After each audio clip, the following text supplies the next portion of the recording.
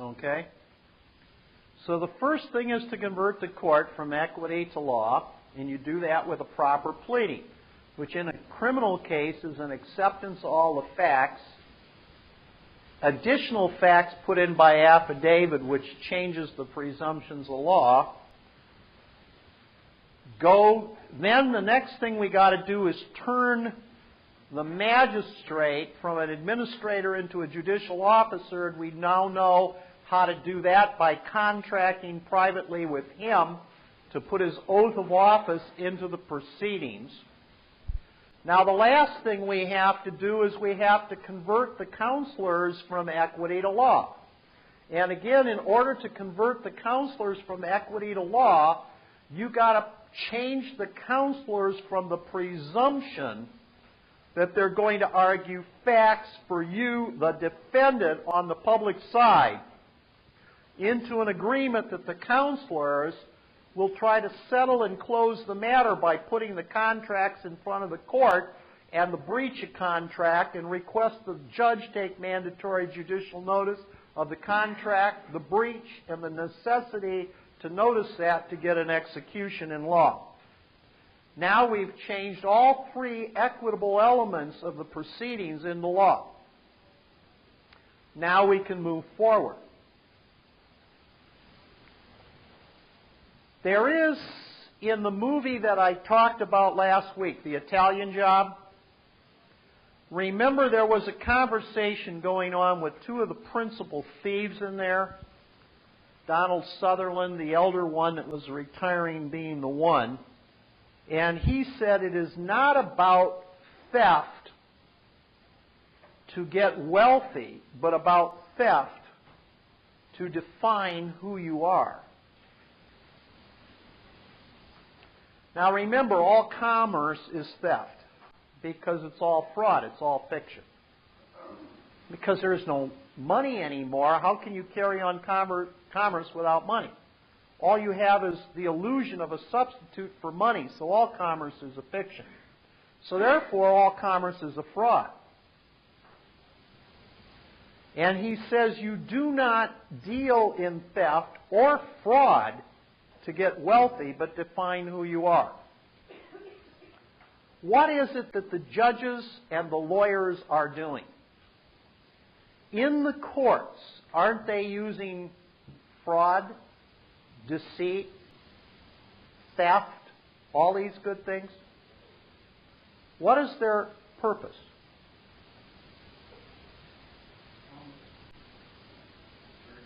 To test you. Are you in it for the wealth, or are you in it to define who you are? Think about this again, Lee, from the conversation we just had up there at the mic with you about 10 minutes ago. Remember I said maybe what this guy has to do is this guy has to, in some way, shape, and form, agree to go the distance, agree to go to Timbuktu to get his kids, because they mean that much to him. Not because he shouldn't have them brought to him under the agreement. Yeah, but is this guy in it for the wealth?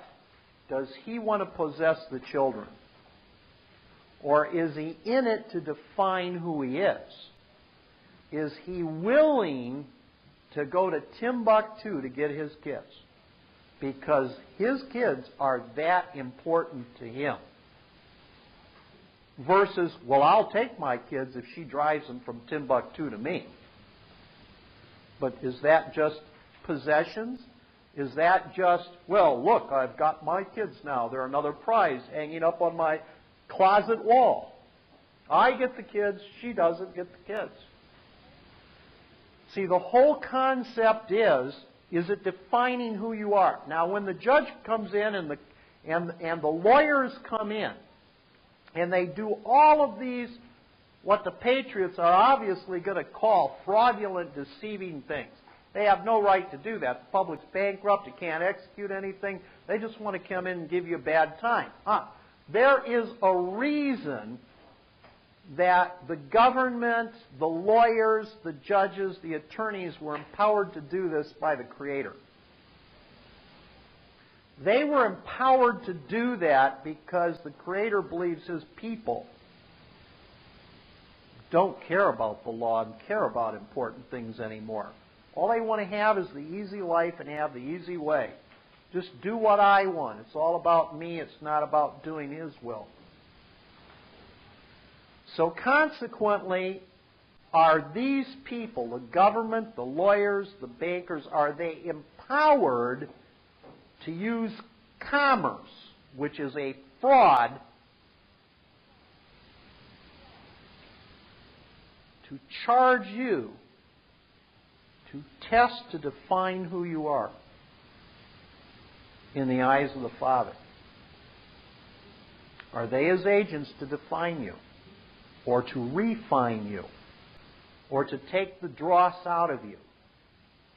And are you rebelling against them because, as far as you're concerned, it has nothing to do with me defining my relationship with the Father?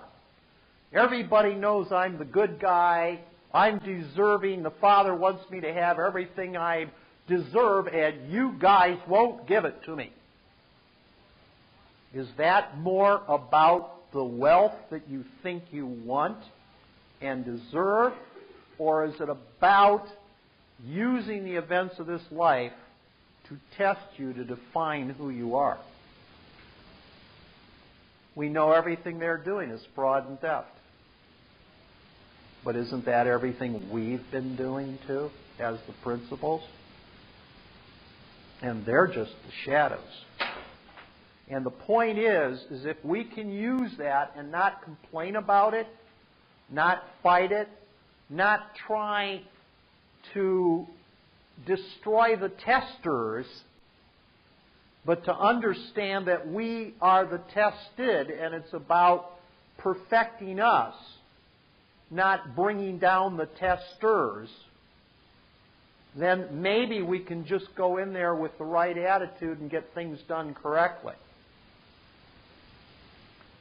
Now, there is a case going on up here in another state where 3 people involved, 2 of my friends and a public notary.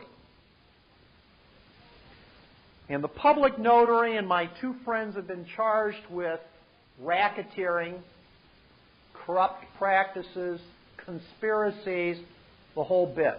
It started out about some properties and some property taxes. So it deals with the counties. And with the property and with the taxes, my friend is going, well, you know, I'm registering all these properties on the UCC and I don't owe no stinking taxes. And so right away, if you've got the attitude that you don't owe no stinking taxes, you're in a warfare with all the taxing authorities. Now, I don't care whether the tax is property, income, excise, you name it. It's immaterial and it's irrelevant. We've talked about that so many times. Just go back to Matthew 17. Do you owe the taxes? The answer is absolutely not. You don't owe 1 penny of those taxes. Matthew 17. Should you pay the taxes anyway? Absolutely. I didn't say with what. That wasn't the issue. Pay the taxes lest you're in a dishonor. At no time did the Messiah ever get in trouble with the taxing authorities or with Rome. Never. He never had a speeding ticket. He was only in trouble with the domestic church head. He was in trouble with his own family. He was never, ever in trouble with Rome. So the federal government is Rome. It's not the de jure government of your state. Why are you in trouble with those people? And your local state is in a co-business relationship with Rome, as are your local municipalities. Never in trouble with those people either. Show me one time in the Scripture he was in trouble. He preached to the people that were trespassing on the church once, but he threw them out. He certainly didn't go to public authorities and bring charges. So the answer to taxes is you don't owe them, and the other answer to taxes is if they ask, pay them. And we're not going to get into how and what. That's just the answers to the riddle at far. Now, he wasn't paying some taxes. He was using some administrative process and everything else. So the locals did the following. They never got involved in an argument with any of this process. They just up one day and said, well, that's it. We're foreclosing for a tax sale on the property. They put it up for bid and they sold it to third parties. I'll call those parties the B parties. Bought these properties, paid the taxes. The A party is going to be my two friends. One that owns some of the property, and my other friend got involved by a contract and said, now I own them, and therefore I'm going to deal with them. And the B parties then went, or the A parties, the people that were fighting the taxes, went to the B parties, the ones that bought the property, and they basically started an administrative process with the B party people that thought they bought the properties in order to resolve the issue of who had the best title on these properties. Everybody in the picture, or have I confused you? So A people said, well, you know, I tendered the exemption and everything, and the public didn't go for it, but they're discharged and we own them and whatever. And the B parties go, no, we bought them at a tax sale and they're our properties and we're going to sell them. So the A people started an administrative process against the B people, and the B people never responded to the administrative process. So as time went by, the A people got a certificate of protest, one in many, against the B people, informed the B people that they were in dishonor by way of a certificate of protest, and the A people filed the properties as security interests on the UCC-1s in the state, claiming that the A people had a secured party creditor interest in a finance statement over the B people with regard to these properties. Now, so far, do you think there's anything wrong?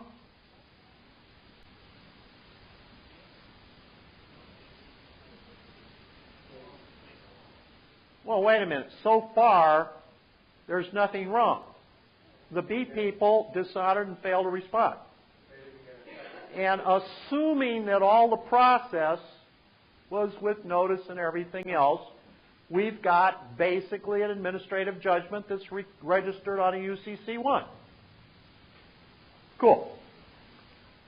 Now, the B people decided that they'd had it and they went to see some attorneys. So the attorneys filed a court action for quiet title on all the properties in a state court. And they summoned the A people as the offenders to come into the case. What did the A people do? The A people, basically being patriots, said, we got our private judgments. We're not going to give jurisdiction to the public courts to screw this up. We've already got the case decided. Screw you guys. They dishonored the court. To which the attorneys for the B parties filed a motion for default judgment and were granted default judgment. So now this is the way the property tax wars are going. In this particular state, you have filings in the Secretary of State's office saying that parties A have a superior interest in these lands. And in a circuit court in this state, which is a public tribunal, you have a court judgment saying that parties B have a superior interest in the same land over party A. Do you think that the public records of this state have a problem? Absolutely. What's the problem? They don't concur. So obviously, one is wrong, the other is right, or both are wrong. However, this state has a vested interest through its public officials and trustees not to maintain fraudulent records, records which show the opposite thing. That'll just be way too confusing for the public. So needless to say, what they needed to do was, in equity, have a third court case that would break the tie. After all, in equity, it's just looking at weights and measures, right? And what is weights and measures except fraud?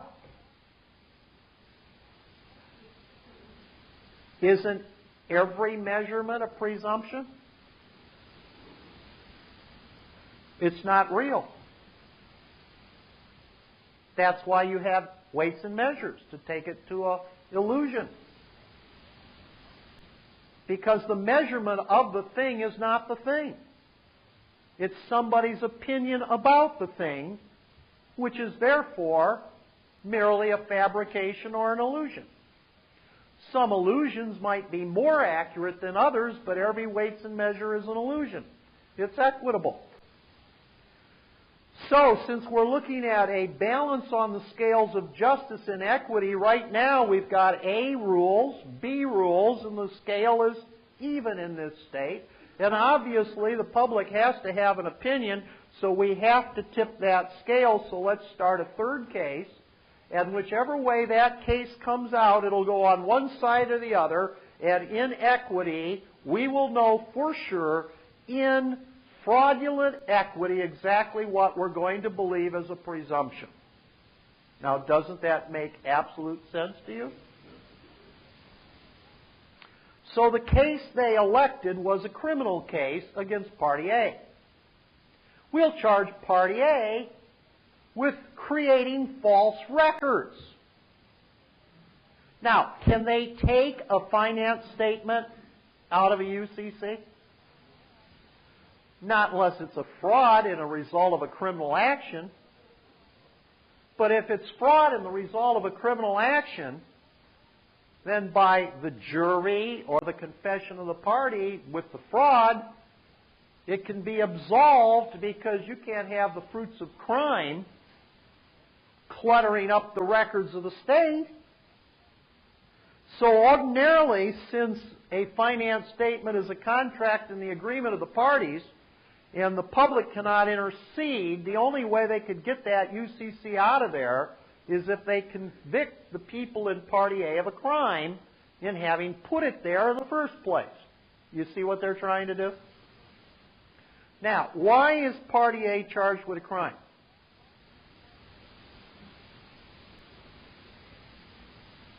It has nothing to do with taxes.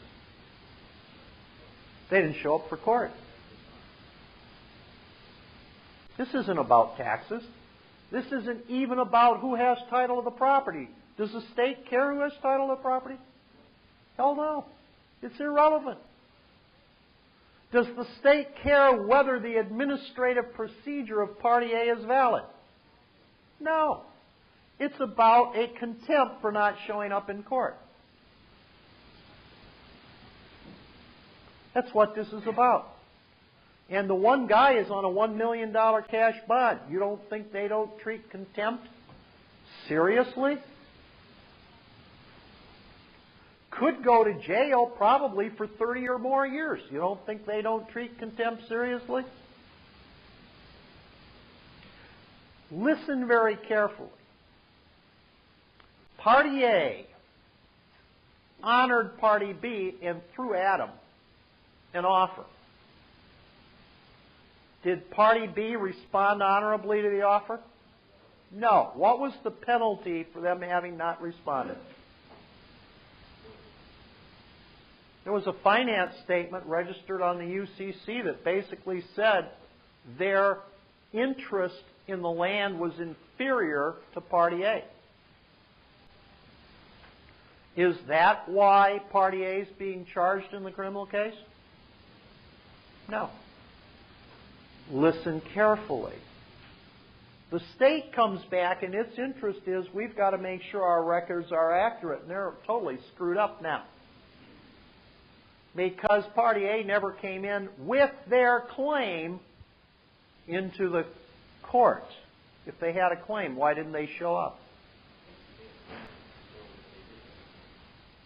Well, when they didn't show up, the court assumed and presumed they didn't have a claim. Otherwise, what stupid idiots with a claim wouldn't bring their claim? Which leads credence to the belief that these people are a bunch of fraud imposters. Now, when the state said kindly to them, "Oh, would you please come into this court and produce your claim?" And they go, "Screw you, we're not going to respond." What did Party A do to Party B for the same thing? Based on the dishonor, they got put into contempt. When what's good for the goose is good for the gander, when Party A didn't show up to Party B's solicitation, what did they do to Party A? They are bringing him into a criminal proceedings.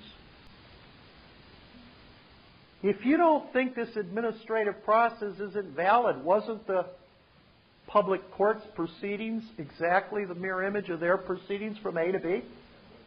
And they treated B really nasty when they didn't come in and said, "Okay, you lost your interest." What did you expect the state to do to Party A when they didn't come in and respond to the state trying to resolve this issue? I said, "What's the matter with you lunatics? You guys are going to, are you in it to define who you are, or are you in it to get the wealth of that property? You want to use the procedure, and if they dishonor you, we'll take the wealth of that property." But then the state comes in and says, "Well, very good, you did a private administrative process. In order to perfect that, you ought to bring it into the public." Now, instead of them filing it in the public, B came in and filed it in the public. Better yet, because B is the debtors. Well, dang, weren't they the debtors because of the process that they used? So the debtors went low and humbly came into the court with their tails dragging, going, "I don't know, could you give us a clear title to this land, please?" And so they went out and said, "Okay, all you creditors A, come on in and bring your claim and get a second witness on the public side." And these people go, "Nope, I'm not going to let you witness for me. This is my claim, and I'm not going to give it to the public. Thank you very much."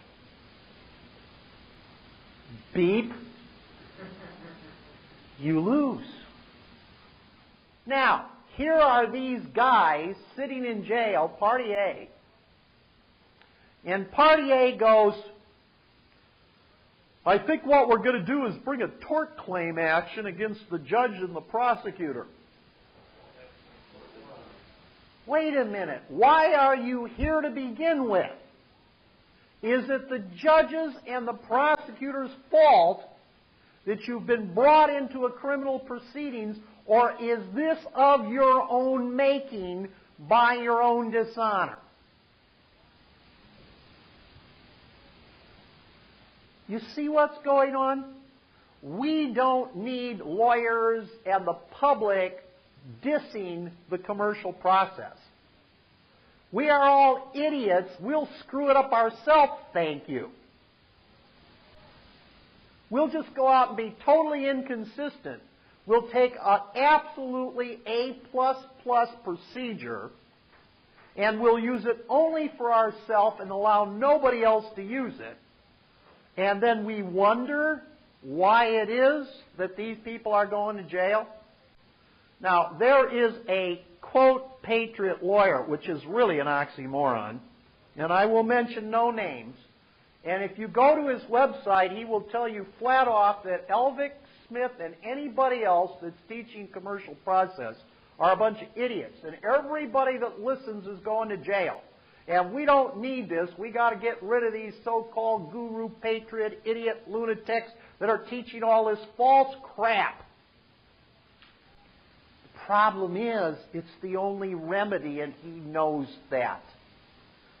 I won't get involved in any discussions, any arguments, and any defenses with these patriot, lawyer, oxymoron types.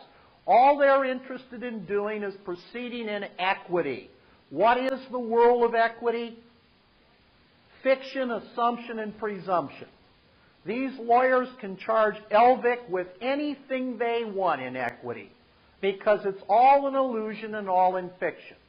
And I talked with a couple of people this week, and they said, oh, we actually contacted this guy, and we had some discussions with this guy. And after about the second or third response, he just said, well, we disagree, and went away.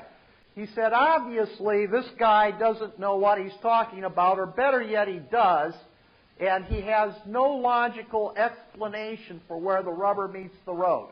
All he's trying to do is deceive people and get more contacts and clients for himself. And I said, why are you arguing with these people? They're an illusion. You can't argue these things. If you look at this guy's internet website, every fact he has on there about Elvick and me, the facts he put there are true. His facts, as he states them with his conclusions, are true. Of course, they don't bear any resemblance to the facts that Elvick and I are actually teaching. But if you believe that his rendition of our facts are what we say, then everything he's saying is absolutely true. There's no sense arguing with somebody in equity. There's no reality. The reality, though, is, my friends, Party A perceived and assumed that once they got the private administrative procedure done and filed it on the UCC, they were king and that was it. They failed to understand it takes a double witness. Why does it take a double witness? Well, in Scripture it does. Romans 13, why are you afraid of the king? If you're doing that which is good, he'll rubber stamp what you're doing. What did we talk about King Henry II? 1178. You people don't have the capacity to resolve your matter privately without the king's consent, i.e., without the public witness. Do you think that came in for a first time in 1178 AD? Think that's the first time that ever happened? Got an example of an earlier case?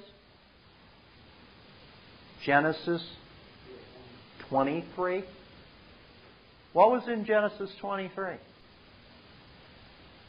that where Abram was negotiating the sale of the cemetery plot for Sarah? Did he negotiate it in private or public or both? Both. He got the seller of the land to agree to sell it. They settled the price, and they did it in the center of the town square for the whole community. Or the newspaper, either one. You can't do this only privately. Not in this world.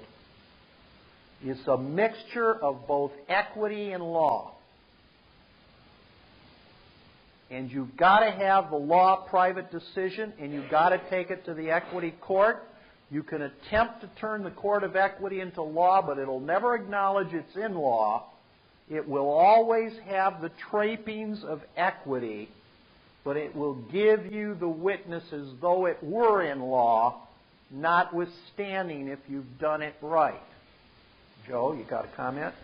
Yes, I seem to pick up a difference between this little dissertation about going before the public to, and that's where I'm going to draw the question mark.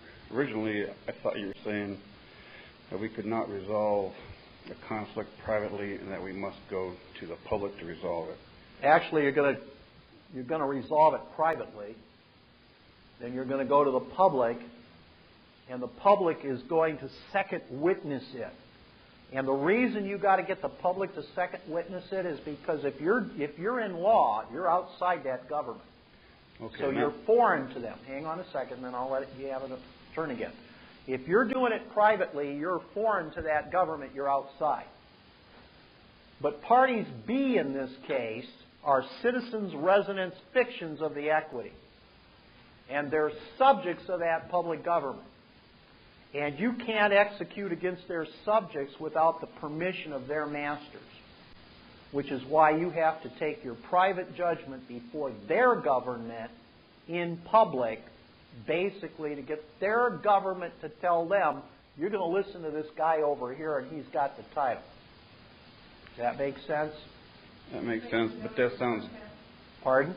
Notary protest? The notary protest is the end of the private portion, not the beginning and end of the public portion. Go ahead, Joe. That sounds different than what you just now said about making a private agreement and then having the government through the newspaper or through speaking in a public square being given notice.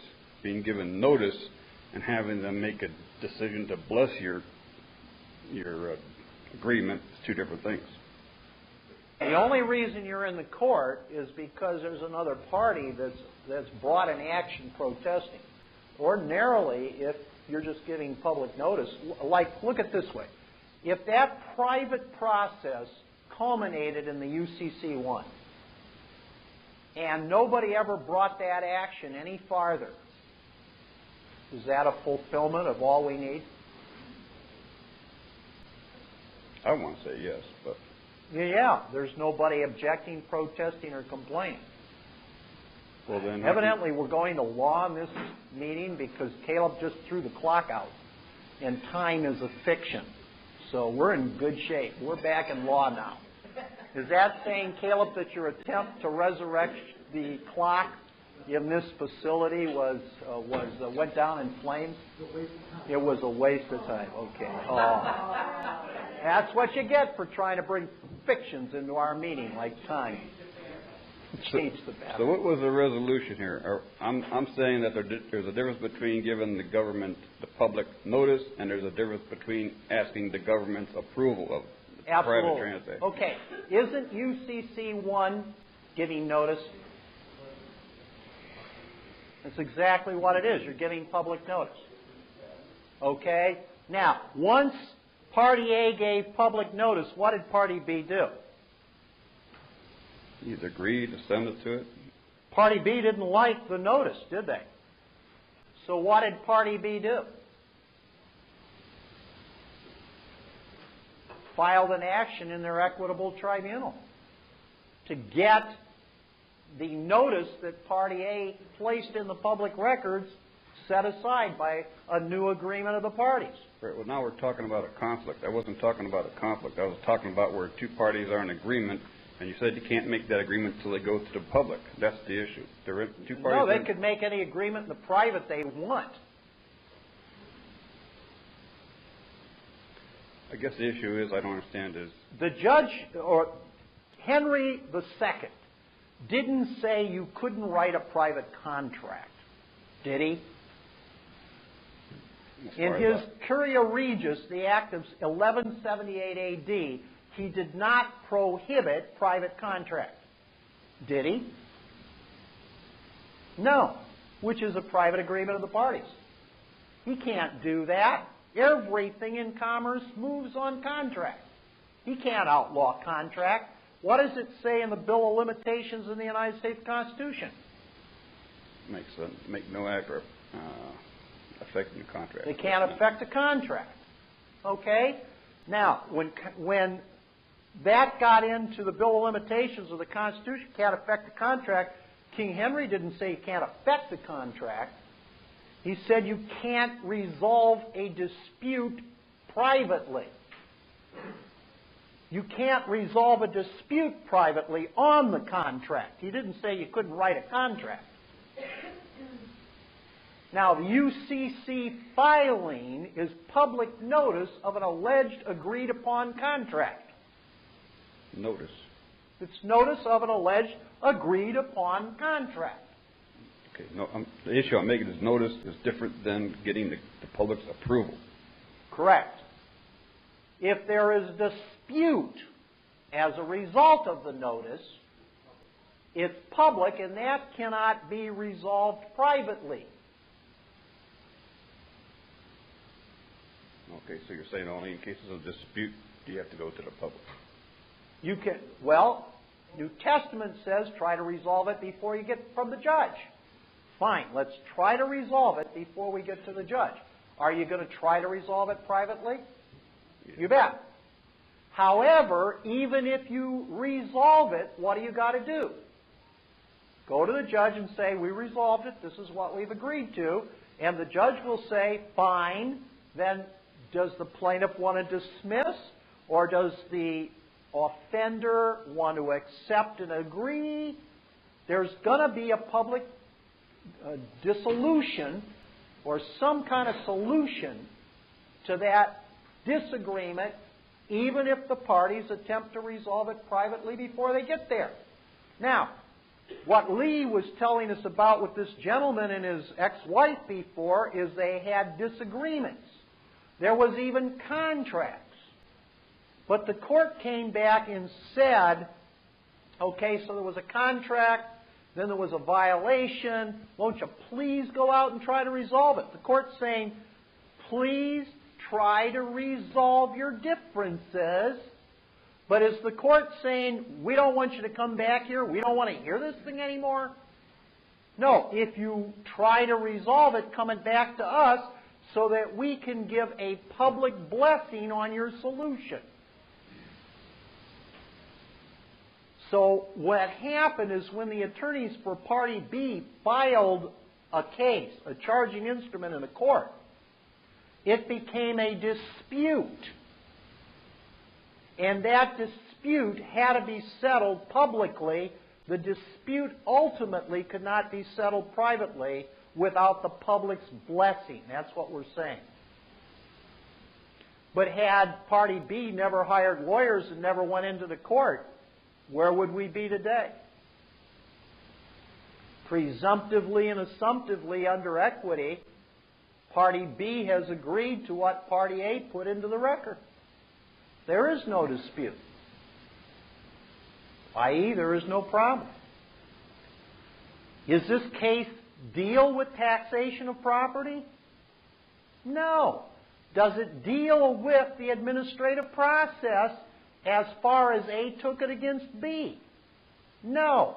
They said, in equity, all scales having equal thing, if A can do this against B, and if B screws up, and they dishonor and bonk, there's a penalty, then let's test A and do the same thing with A. And if A dishonors, dang, they're going to get a penalty too, because they applied a penalty to B. What's good for them is good for us to do to them. We're using their same standard of justice. See, the whole problem, the reason these people are under felony charges, is because they're not consistent in their commercial private process. They want to use it for their advantage. They don't want to allow the other side to use it. Can't do that. As far as the notice being public notice, actually two things. The first part of the notice, wouldn't it have been to put in the paper under public notice that they have a filing with this particular property, just like when they do a tax sale or something, it's put in the newspaper, property so-and-so, case number, this, that, and the other, location and description. The other question that I have... Why is that relevant right now? Are you saying the UCC one wasn't sufficient notice, or they should have done something else? Why? This problem is not about the type of notice they gave. This problem was about equal protection of law. What you did to them, we could do to you. You allow it to be done to them, but you won't allow it to be done to you. There's no equal protection. There's no due process of law here. Okay, my second question is, not really ready for this, but difference between the notice, like a public notice type, and something that I received when I purchased a product, and inside it had a declaration of something on there, and it had a few words that it meets the standards of CFR, whatever codified for that particular product. Now, what is a declaration when they have that? Is that something like a notice, public notice, or? Well, a declaration, was it going to be under oath? Is it going to have true facts in it? The declaration stated, declaration of product consistency under CFR of so-and-so on the rules of... All they're doing is certifying a compliance with a statute or a regulation. It's a certification, which stands as a presumption for compliance until rebutted. Many times, in order to get paid on commercial contracts, the seller or the manufacturer has to put out certificates of compliance to meet certain standards in order to induce the financier or the bank to release payments for goods so that we know they meet certain requirements and are not going to be a liability to the buyer. I've seen certificate of, what they say certificate, but I've never seen a declaration before in a product. Well, certificate is what's usually put out by maritime insurance, and a declaration is something that usually deals in law. But it's just one law form over the other. In law, you usually don't need insurances per se because it's buyer beware. The transaction doesn't take place through third parties. It takes place directly between the buyer and the seller, and there usually is no insurance in certifications. Is the notice then a legal form? It's a form to tell the public a relationship which exists to which the public needs to witness or understand in order to keep the parties in compliance with their agreement. The public is the surety for the parties making the contract.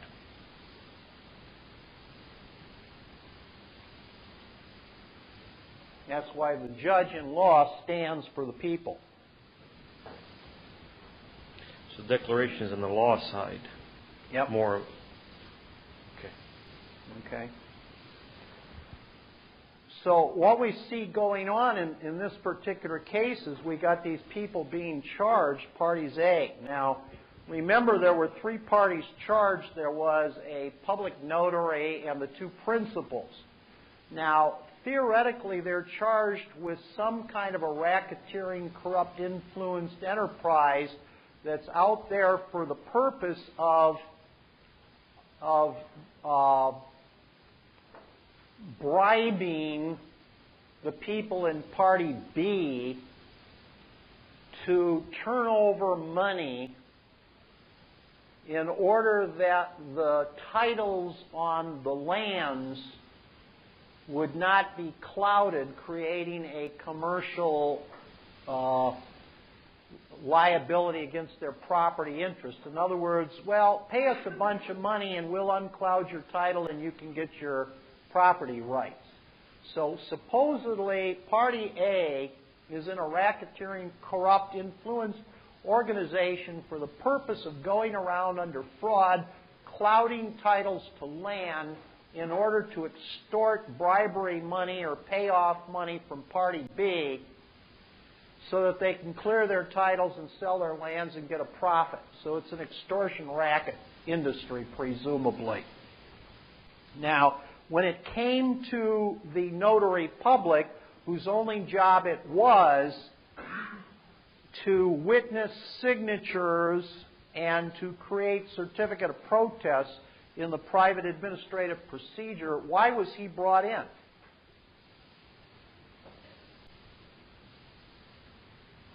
What is the state presumably trying to do with this criminal case? Isn't the state in this criminal case trying to either dissolve the quiet title court action or the UCC-1 filings?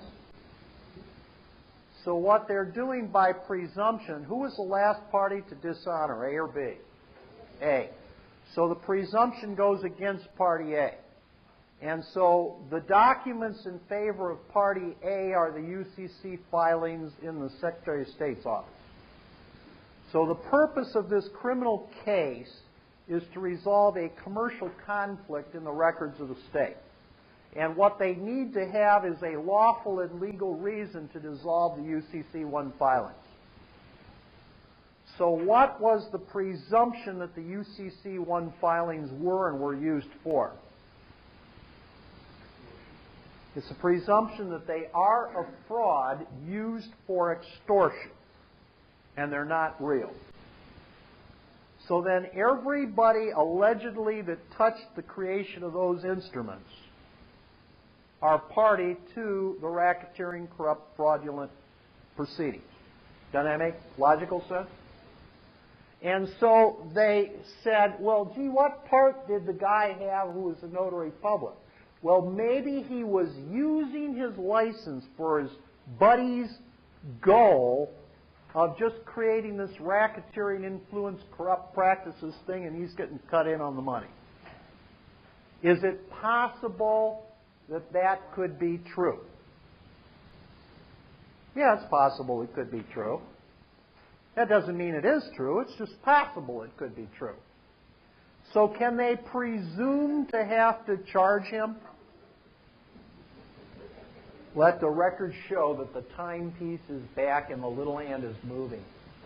Not for long, though. It will stick again. Caleb has not stabbed it with his knife yet. That's a good sign, maybe. So they brought the public notary in on the presumption maybe he was just working with his buddies. Now remember, the facts in the charging instrument, we read them a week or so ago, all it had was dates, cities, and names of people that are in Party B in it. Are those facts all true? Yeah. So those facts are law. They're all true. But then they immediately jump to the conclusion that the public notary was racketeering and bribing Party B. But there were no facts in the charging instrument that alleged that. Now, what our hero, the public notary, does is he comes in and pleads guilty to the facts, which means I don't want to argue the law side of this case, which is true. Then he put in an affidavit where he denied being a member of a gang, denied being involved in anything for the money, denied sharing any loot with anybody for anything, denied even having knowledge that that was an intent. Then he came back forth and he said, and isn't it true that if somebody comes in and swears, puts their hand up, and I know nothing beyond that, that I've got to notarize their document as part of my job? And isn't it true if they bring in documents which are evidences of dishonor, I have to do a certificate of protest as my duty pursuant to the workbook for public notaries? Further affiant saith not. Has he just introduced facts now to rebut the presumptions of law in the charging instrument? Yes. So now he says, I want this case to be law, and I want you to take a look at the contracts, find out who's involved in the breach, and rule accordingly, and I'm just a lowly public notary. I have no interest in the lands, never did have, don't, won't have. Now, what should that do as far as he is concerned in this matter?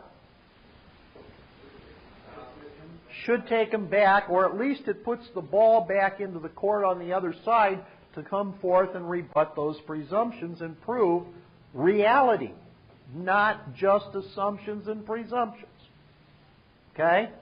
Now, what's interesting is this guy went into the court. The first time I think I told you, he gave the letter rogatory, i.e. what he wanted the court to do, to the attorney. At the bottom it says, I've sent copies to the prosecutor, the clerk, and the judge of the private letter rogatory of instructions. I've given you, my public defender, a blue ink original affidavit of negative averment. I want you to file it in the court on the public side. And he was supposed to, i.e. our public notary, was supposed to have sent copies of all this himself privately to the judge, the clerk, and the prosecutor to know what's going on. Now, he didn't understand what he was doing, so he took all the letters and all the affidavits to the lawyer. And I told you the lawyer, this was right before the hearing, 5 minutes before the hearing. So his lawyer, whatever he came in there thinking he was going to do, all of a sudden got hit by the letter rogatory and the affidavit. He saw the affidavit first. He says, boy, this is great. Let me have this. We can use this. He didn't say he was going to put it in the court, although that's what he was told to do. Then he looked at the letter rogatory and he said, this is the most incredible, concise explanation of this process I've ever seen. And that's when the public notary said, well, I don't really understand what I just gave you. So the attorney looked at him and said, well, if this goes wrong, I may need a bond myself, because in the letter rogatory, he asked the attorney to make sure the judge gives him an OR bond so that he could own the case and plead to it. But then the attorney says, I'll tell you what, you got to separate yourself from the other defendants. And he implied that this guy shouldn't use this, quote, patriot-like pleading material, because it'll really get the judge angry if you do this. So he gave him back all the letters and said, if I were you, I'd tear these up. So then the attorney goes into a hearing, which turns out not to be a hearing, because when he comes out, he says, we didn't do anything.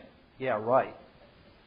What they didn't do while they weren't doing anything is the attorney probably showed the judge the affidavit and said, and by the way, I got a letter rogatory and he wants to mail one to all of you. What are we going to do about that? And the judge says, well, he took it back. Yep. You don't have it. Yep. Okay, we'll just postpone this hearing and hold it next week. And in the meantime, we're going to relieve you of your job, and there's going to be a substitute for you, so you won't be liable anymore for not doing what you were told to do. So sure enough, the attorney didn't tell the public notary that day he wasn't going to be there next week. He just said, well, the hearing's moved to next week. And then the next day, the attorney calls him up and says, by the way, I can't be there. I got a conflict. I just checked my schedule. Oh, boy, am I busy at that time, so you're going to get a different attorney. Good luck. Now, the public notary says, geez, what's that all about? And I go, ain't it obvious? He doesn't want to be liable for not doing officially what you told him to do, so they're going to bring in another ringer. I said, if you're going to do this process and do it right, start all over again. You're going to have to send a letter rogatory now to the new attorney and tell the new attorney to do what you told the old attorney to do. You're going to have to get a new original affidavit and send that to her and tell her to put it in. This time, don't give her all the letters. Send them privately by certified mailing or certificate of mailing so you can prove that they had notice. So he went to the hearing last week, which is the hearing after the first one, and he got there. And again, they held a hearing that didn't seem to be much of a hearing and do anything. Duh, I wonder why. And then he keeps saying, this is really weird. He says, my attorney keeps saying, I'm not going to put this in the court record unless the judge says it's okay. Good attorney. Knows exactly how to operate on the public side within his equitable bar card. So I said, okay, that's interesting because the judge, the prosecutor, everybody got copies of this, but your attorney said I'm not going to do it. Did he file it? Nope. Check the record. He didn't file it. I go, better yet, there's your dishonor. So I said, everything is right on course. And he goes, what do you mean it's on course? It's not in there and he's not doing it. I said, well, no, you don't understand. It's all backwards. If he was doing it, if it was in there, I'd probably start getting worried. Chances are it's all backwards. It's not in there. I said, what's going on now? Well, when we went to this hearing, there really wasn't a hearing. The only thing they did is they came out to the three of us and they said, we'd like to make you an offer. And I go, cool, what was the offer? I said, oh, God, I hope you didn't turn down the offer. And they said, well, it was really strange. I know what you said about we can't go to trial and can't argue the facts. And they came out with this offer. And they asked us in the offer if we would sign below and waive our right to a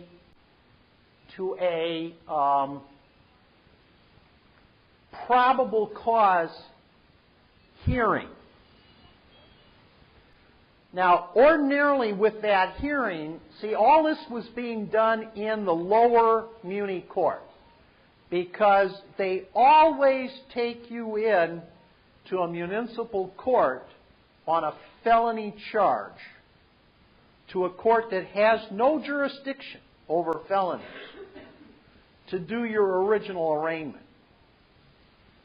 And so here is the lowest court in the land. It's lower than the settlement of Zion in the core of the earth in Matrix 2. It's that low. And this is the court that you've got to enter the pleading in to grant the subject matter jurisdiction and equity so that they can take you up to the felony court to proceed. They've got to get you to volunteer.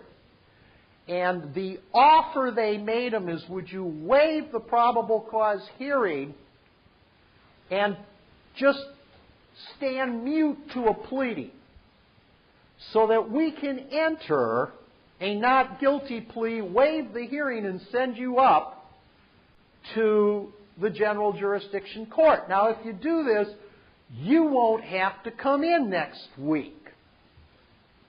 Oh, well, I'm greatly relieved on that. I can keep that date free in jail now, and I can just play checkers with the rest of the people. So, yeah, I'm just dying to waive that hearing and accept your offer and stand mute at the pleading so that we can go up to the upper court.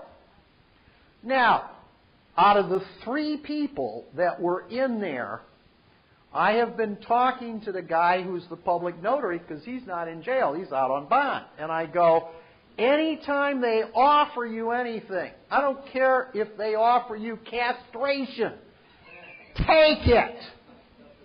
Because it's a fiction and they won't do it anyway. Just trust me, take it. Otherwise, you're in dishonor. Well, I don't know about the castration bit. I said, it's a fiction. Don't dispute it. So, rubber knife. One of those star laser swords that don't exist yet. So it's all fiction. It's all an illusion, those laser swords. They're not real. Okay, so here is the three people, the two patriots, the A group that's in dishonor, which is why they're there. And here's the public notary, and the public notary is going, he calls me up after the hearing. I go, how'd the hearing go? And I already told him, I said, look, if nothing seems to be working, don't get upset. That's normal. That'll be perfect. If it doesn't look like anything you're doing is working, just don't get upset. It's perfect. So he's on the phone and he's going, oh, I don't know. I had to sign this document today. Did I screw up? I'm already laughing. I said, well, what was it? He said, well, it's his offer that I was going to just stand mute and they were going to enter a plea for me. I said, look, anything can be corrected in 72 hours. Don't worry about it. You did perfect. Now, he is the only one of the three that accepted it. Everybody else is in a dishonor. And I'm going, oh, this is perfect. This is the guy who knows nothing. He's not the patriot. He just got caught up in patriot stuff, and when the patriot thing appeared to go wrong, he's going, I don't want to deal with this patriot stuff. It doesn't work. I'm going, what the hell do you mean it doesn't work? If it didn't work, why are they so upset that they've been in 2 cases to try to undo what was done if it ain't working? I said, your problem is not you, not what you did, not the process. My buddies weren't consistent in the process. It's denial of equal protection and due process that they're in there on, not the administrative proceedings. Well, this guy is actually smart enough. He's starting to get this. And he's starting to like this. And I said to him, I said, look what these lunatics are doing. I said, first of all, you're in the lowest court in the world. It's underneath the city of Zion. It has no authority. That court you've stymied. They don't know what to do with you. So they're saying, would it be okay with you if we don't have you with us no more because we don't like you and don't know what to do with you, and you're getting all our lawyers and all our judges in trouble, and would it just be okay if we send you up to the real court? Is that okay with you? What part of this process isn't working? They don't know what to do with him unless they get an agreement. Okay, let's go to the real court and then we'll deal with those people up there. Right? Now, he's going up to the real court. What's happening to his 2 buddies? They're in dishonor. They're not out of jail. Their bonds haven't been lowered. They're in dishonor because, see, one of those 2 people has the same paperwork in that the public notary does. The other party doesn't have that paperwork in. He put in an affidavit of truth and argued all the facts of why his title is superior on the UCC-1 versus anything that they may be arguing. And I'm going, don't you get it?